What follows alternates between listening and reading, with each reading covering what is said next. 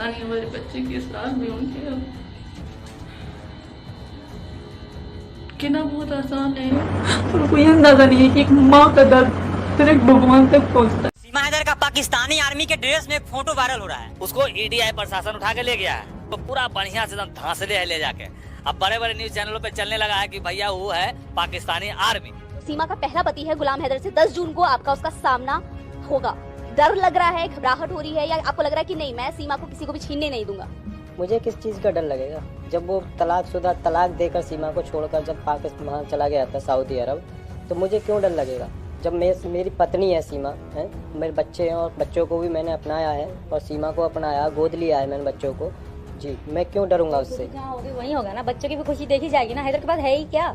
कुछ भी नहीं, अपना घर तक नहीं है। नमस्कार दोस्तों, पहलगाम में हुए आतंकी हमले के बाद से पूरे देश में हलचल मच गई है। इस हमले ने कई सवाल खड़े कर दिए हैं और इन्हीं सवालों के घेरे में अब सीमा हैदर भी आ गई है। जी हाँ, वही सीमा हैदर जो कुछ समय पहले पाकिस्तान से भारत आई थी और यहाँ सचिन नामक युवक के साथ रहने लगी थी। लेकिन अब एक बड़ा दावा सामने आ रहा है कि सीमा हैदर कोई आम महिला नहीं बल्कि एक पाकिस्तानी जासूस है। सूत्रों के अनुसार पहलगाम में हुए इस हमले के तार कहीं न कहीं सीमा हैदर से भी जुड़ सकते हैं। दरअसल हमला बेहद सुनियोजित तरीके से अंजाम दिया गया। आतंकवादी न सिर्फ भारत की सीमा में दाखिल हुए बल्कि 40 मिनट तक निडर होकर हमला करते रहे। 27 निर्दोष लोगों को मार डाला और फिर आसानी से पाकिस्तान लौट गए। ऐसे में सवाल यह उठता है कि उन्हें इतनी जानकारी कहां से मिली? क्या उन्हें भारत की जमीनी हकीकत और सुरक्षा से जुड़ी सूचना किसी अंदरूनी स्रोत से मिली? यही वजह है कि शक की सुई अब सीमा हैदर की ओर घूम रही है। कहा जा रहा है कि सीमा के कुछ रिश्तेदार जम्मू कश्मीर में भी रहते हैं और वह भारत की खुफिया जानकारी पाकिस्तान तक पहुँचा सकती है। कई सुरक्षा एजेंसियों ने इस दिशा में जाँच शुरू कर दी।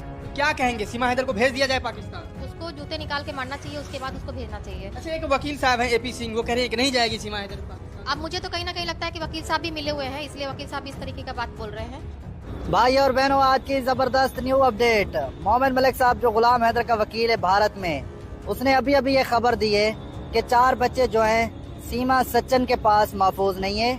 अदालत ने ऑर्डर पास कर दिए हैं कि ये बच्चे 4 गवर्नमेंट के पास रहेंगे जब तक गुलाम हैदर भारत नहीं पहुंचता।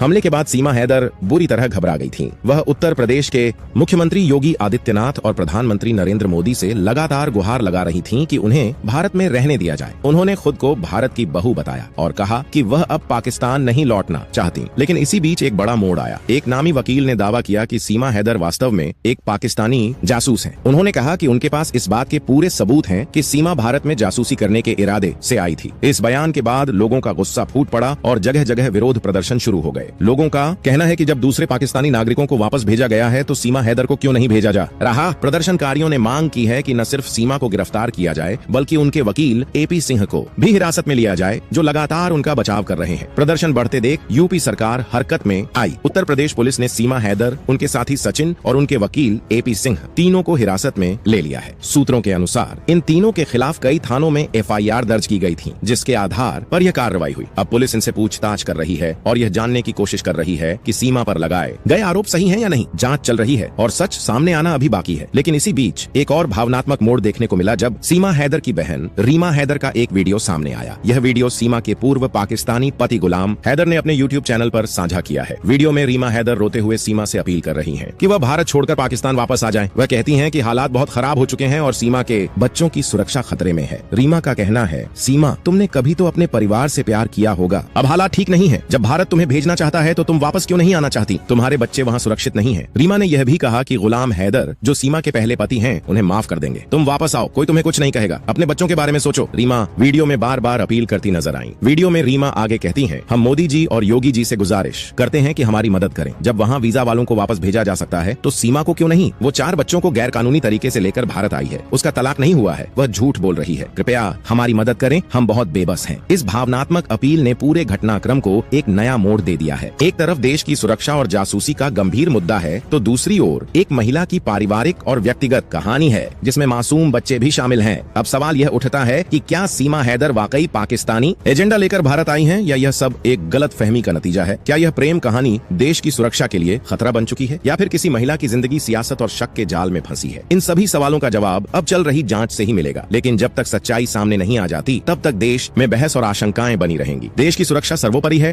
और हर पहलू की गंभीरता से जांच होनी जरूरी है। दोस्तों, अगर आप भी चाहते हैं कि भारत की सरकार पाकिस्तान के किसी भी नागरिक पर भरोसा न करें, उसे जल्द से जल्द पाकिस्तान भेज दिया जाए, तो इस वीडियो को एक लाइक करें और चैनल को भी सब्सक्राइब करना न भूलें। वही दोस्तों, भारतीय सेना से करारी शिकस्त खाने के बाद भी पाकिस्तान के जनरल आसिम मुनीर की सोच में कोई बदलाव नजर नहीं आ रहा।